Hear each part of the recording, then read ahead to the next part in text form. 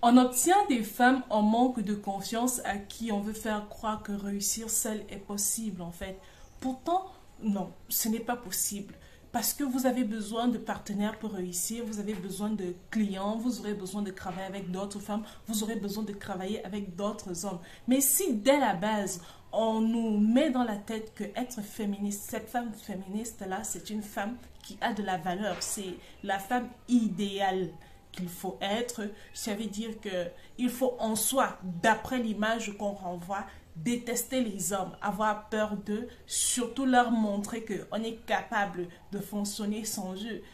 C'est justement ça le piège en fait, parce que c'est à ce moment-là que on arrête d'évoluer. Alors, bonjour et bienvenue dans cette nouvelle vidéo dans laquelle nous allons parler du féminisme. Et surtout, je vais vous expliquer en quoi le féminisme, être féministe, décrit enfin le business et l'économie en Afrique, empêche le développement. Et aussi, vous allez comprendre par la même occasion pourquoi est-ce que moi je recommande pas aux Africaines d'être féministes, surtout à la façon occidentale. Si c'est la première fois que vous tombez sur ma chaîne, mon nom est Rosin Bila, je suis formatrice business, entrepreneur et juriste. J'en parlais hier avec une amie et on se disait à quel point cette image qu'on met dans la tête d'une jeune fille dès son bas âge, ce qu'on lui montre que non mais tu seras une grande femme, tu seras une grande businesswoman et pour cela tu dois pouvoir faire le bras de fer avec les hommes. C'est justement ce qui empêche beaucoup d'entrepreneurs femmes aujourd'hui d'évoluer, ce qui empêche beaucoup de secteurs d'activité aujourd'hui de prendre vraiment de l'ampleur en Afrique parce que il y a une division. Si vous vous souvenez, on disait une certaine politique qui est divisée pour mieux régner, divisée pour permettre aux victimes en fait de ne pas pouvoir s'allier, pour pouvoir travailler ensemble. Ce qui est prôné dans le fait d'être féministe, c'est surtout tu dois travailler, tu dois montrer que tu es forte, tu dois montrer que tu es capable, tu es une femme qui est capable de faire tout ce qu'un homme veut faire. Sauf que la vie, ce n'est pas ça. Dans la vie, chacun a son rôle. C'est un peu comme si vous vouliez que votre corps, tous les organes de votre corps se ressemblent. Ce n'est pas possible. Vos yeux ont une fonction, vos oreilles ont une fonction, votre bouche a une fonction, vos dents ont une autre fonction. Vraiment, il faut que chacun, dans le processus de l'évolution, dans le processus du développement, puisse apporter sa main dans la pâte. Et en tant que femme, si on t'apprend dès la base que tu ne peux pas compter sur un homme, c'est qu'on est en train de te tuer en fait. On est en train de tuer ton évolution. On est en train de t'apprendre à ne pas avoir de partenaire à la fin. Parce que tu auras besoin des hommes. Je suis désolée, mais on doit apprendre ça. On doit faire asseoir les femmes et leur faire comprendre que tu n'as pas de raison d'avoir peur des hommes. Ce n'est pas parce que tu as entendu des histoires des hommes qui ont abandonné leurs femmes, qui ont abandonné leurs enfants, qui ont trompé, qui ont été infidèles, que ça te donne une raison valable pour, une fois que tu as un certain statut, essayer de rabaisser la gente masculine africaine. Ce n'est pas possible, ce n'est pas une raison en fait, parce que toutes ces mauvaises choses, il y a également des femmes qui le font. Hein. Il y a des femmes qui quittent leur mari et leurs enfants, abandonnent et vont construire leur vie. Il y a des femmes qui crompent. Et j'aimerais qu'on s'arrête surtout sur cet aspect de cromperie. J'ai souvent eu par le passé, quand j'étais étudiante, parce que j'avais également une certification en tant que coach de vie, j'avais cette... je recevais souvent certaines filles qui se plaignaient que mais il m'a trompé. Mais cette fille-là, vu que tu la connaissais de façon intime, tu savais qu'elle gérait plusieurs gares à la fois, ce qui fait en sorte que, à quel moment est-ce que tu entre dans la dépression parce qu'une personne t'a fait la même chose que tu fais chaque jour, la même chose que tu as eu à faire chaque fois en fait. C'est ça, c'est parce que à la base on lui a dit t'inquiète pas, s'il se comporte comme ça veut dire qu'il est le bourreau. Sauf que au début tu es également le bourreau, tu es également la personne qui crompe. Toi en tant que femme, d'ailleurs les hommes qui crompent, ils crompent avec qui? Ils crompent avec des femmes, ils crompent avec d'autres femmes. Il est temps qu'on apprenne vraiment, qu'on laisse cet aspect de côté de je suis féministe, je peux tout faire seule. Non, Tu as besoin de gens aux côtés de toi, en fait. Tu ne peux pas réussir seul. Arrêtez d'écouter les discours de motivation à la con qui vous disent que vous allez réussir seul si vous êtes entrepreneur ou alors si vous voulez réussir certaines choses, en fait. Même si vous vous lancez, par exemple, sur YouTube, vous aurez besoin de followers. Ces followers peuvent être des hommes et des femmes. Vous aurez besoin de travailler. Et le pire, c'est que ce mouvement de féminisme-là est en train de créer également ce manque de collaboration entre les femmes elles-mêmes, parce que on se retrouve dans cette unité de comparaison où les femmes n'arrivent plus à collaborer entre elles, elles sont toujours en train de se juger, en train de se rabaisser. Mais lorsqu'une femme prend la décision d'être une femme au foyer, il faut voir à quel point elle est méprisée actuellement. Et c'est grave, c'est pénible en fait, parce que où est passée la liberté dans tout ça? Où est passée la liberté? Et certaines choses même qui sont réclamées par la communauté des soi-disant féministes à l'occidental, c'est le fait de pouvoir s'offrir des choses seule. Mais vous avez oublié le plaisir que ça fait de se faire offrir des cadeaux ou alors de se sentir bien traité, de se sentir aimé. Oui, je ne dis pas que le mariage, ne pas se marier ou alors ne pas être en couple va vous rendre Christ, mais s'il vous plaît, essayons de mettre de côté des idées obscures ou alors des pensées à la mode pour se remettre à la réalité.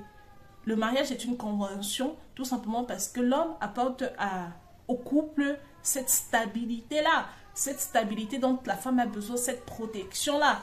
Tu n'as pas besoin de développer des hormones d'homme où tu vas sans cesse, autant pour moi, sans cesse te sentir vraiment obligé de prouver ta force. Tu n'as pas besoin de prouver ta force en tant que femme parce que Dieu, en te créant, on t'a donné on appelle des outils bien plus efficaces que la force. Pour ceux qui ont peut-être eu la chance de faire des études sur l'art de combattre, on sait que l'usage de la force n'arrive qu'en 4e position, en fait, parce que la plus grande façon de convaincre, en fait, le moyen le plus sûr de faire en sorte qu'une personne des gens fassent ce que tu veux, eh bien, ce n'est pas la force, en fait, c'est la persuasion. Et la femme, de nature, elle est persuasive. La femme a cette capacité de manipulation qui est hors du commun. C'est-à-dire, si une femme se met à manipuler maintenant, si une femme se met à jouer à ce jeu, je ne crois pas que les hommes aient le courage de pouvoir rivaliser avec les femmes lorsqu'elles sont en train d'essayer de manipuler, en fait. Et désolé s'il y a des bruits, mon petit voisin qui pleure, mais bon. C'est un peu ce que j'essaye de faire comprendre à plusieurs femmes aujourd'hui. Moi, en tant que femme, bien sûr que j'aime la protection, en fait, j'aime la relation que j'ai avec les hommes. C'est-à-dire le fait de savoir que je peux travailler avec un homme sans avoir besoin de lui prouver que je suis au-dessus de lui parce que je suis un être humain, il est un être humain. Il va me traiter comme tel. Il ne va pas d'abord me mépriser ou alors je n'aurai pas besoin de faire quoi? De pouvoir prouver quelque chose à mon conjoint pour qu'il se comporte bien avec moi. Un homme qui est bien éduqué est un homme qui est bien éduqué. Et également, justement, on va me dire, mais c'est grâce au féminisme que les hommes ne manquent plus de respect ou alors considèrent plus les femmes. Ça, c'est faux. Ça, c'est la façon d'éduquer, la façon dont les mères en principal, parce que ce sont les mères qui ont souvent ce rôle-là d'éduquer leur enfant, la façon dont la mère a éduqué, ou alors les personnes qui étaient en charge d'éduquer l'enfant ont éduqué l'enfant, c'est de cette façon-là dont il va se comporter envers les gens, en fait. Ce n'est pas parce que tu es féministe, que tu lui as montré que tu es très fort, qu'on va te respecter, en fait. Et de plus, il y a certains comportements, il y a une certaine façon d'être qui fait en sorte que tu imposes le respect. Être une femme n'est pas rabaissant. Être une femme ne veut pas dire que tu vas bagarrer toute ta vie avec les hommes. Ça, ce n'est pas possible, en fait. On ne peut pas continuer à faire croire ce genre d'idiotie à la femme africaine parce que ça ne l'aide pas. Au final, on a des femmes talentueuses, on a des femmes ambitieuses qui n'arrivent pas à évoluer tout simplement parce qu'elles veulent avoir cette image-là de femme qui s'oppose à tous les hommes, de femme qui va essayer de prouver, qui pense qu'elle a quelque chose à prouver. Tu n'as rien à prouver en tant que femme, tu es déjà femme et c'est tout. Tu as le droit d'être faible, tu as le droit d'être sentimentale, tu as le droit d'utiliser le pouvoir que Dieu t'a donné pour pouvoir évoluer. Et l'avantage même que les femmes ont, c'est que l'homme est porté naturellement à soutenir la femme. L'homme, quand il travaille, ce sera parce qu'il veut rendre une femme fière, que ce soit sa mère, que ce soit ses side chicks, ses filles vidéo, bref, c'est toujours pour une femme qui le fait. Et ça, c'est déjà un grand avantage. Pourquoi, on va dire quoi, négliger ces atouts-là, négliger cette influence que la femme a sur l'homme et vouloir plutôt entrer dans un terrain qui appartient déjà à la jante féminine qui est celui de la force. Est-ce que tu as besoin d'être forte, entre guillemets? Est-ce que tu as besoin... Même, c'est ça même le problème, c'est que ça joue même dans les couples. Il y a des femmes qui pensent que parce qu'elle a déjà un certain pouvoir économique, elle pourra manquer de respect à son homme. Elle pourra être invivable. Parce qu'elle est féministe, en fait, il faudra qu'elle s'oppose à tout, parce qu'il faut absolument qu'elle donne son point de vue sur tout. Et à la fin, elle se retrouve aigrie, elle se retrouve à détester d'autres femmes qui ont un certain succès auprès des hommes. Tout ça, simplement à cause de ses mauvaises habitudes à elle. Oui, en fait, aujourd'hui, on se retrouve avec une société où le fait qu'une femme soit en couple avec un homme qui n'a presque rien devient risqué pour l'honneur de cet homme-là.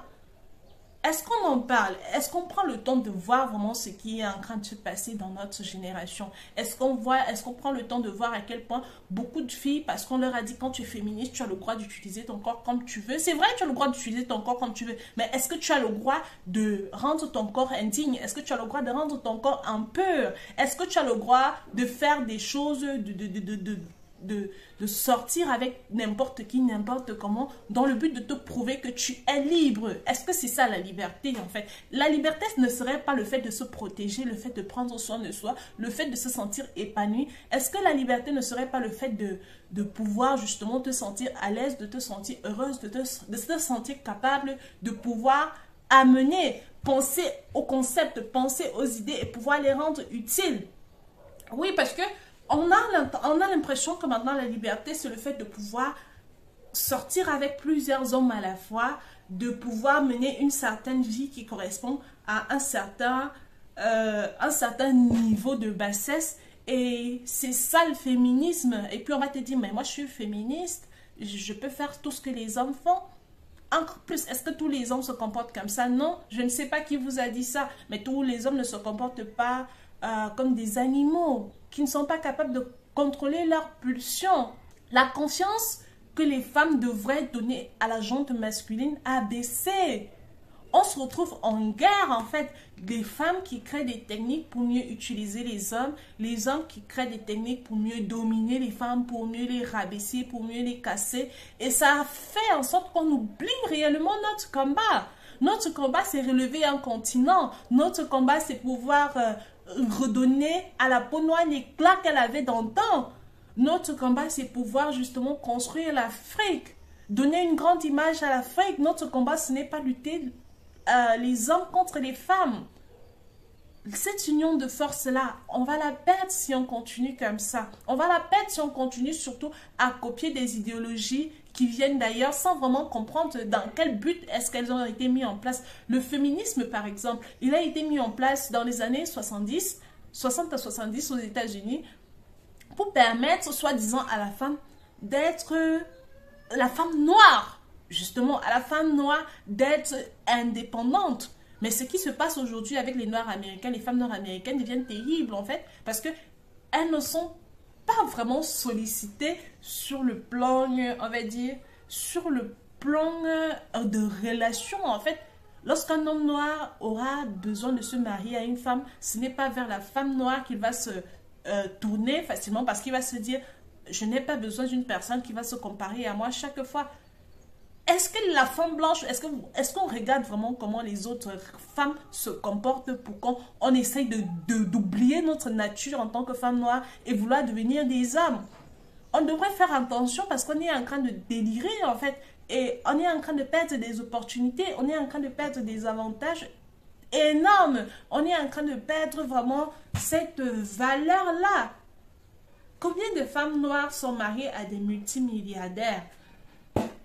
Tout simplement parce que on fait croire que lorsque tu es une femme noire et tu cherches un homme riche, ça fait de toi une mauvaise personne. Ça veut dire que tu n'es pas digne. Non, tu as le droit. Si tu peux épouser un homme riche, mais épouse-le. Si tu as le physique qu'il faut et l'intelligence qui plaît aux hommes riches, mais épouse-les.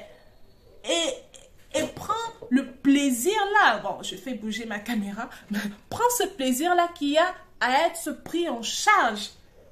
Oui, tu feras en sorte que tu puisses garder des économies. Tu prendras, en fait, tu essaieras de mettre en sécurité certains de tes biens. Mais c'est pour ça que le droit existe. C'est pour ça que le divorce existe. C'est pour ça que le mariage existe pour protéger la femme. C'est pour ça que beaucoup de choses existent.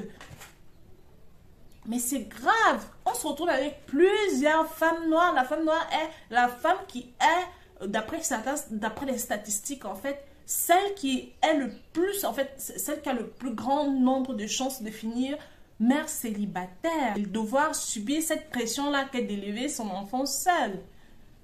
Et c'est terrible, en fait. C'est justement parce qu'on continue à faire croire à la femme que tu dois te comparer, tu as le devoir de t'en sortir seule. Non, tu peux compter sur des hommes, tu peux compter sur ton homme, tu peux compter sur ton père. S'il n'a pas été dans ta vie, il y aura forcément quelqu'un d'autre qui jouera ce rôle-là. Tu peux compter sur ton partenaire, tu peux lui faire confiance.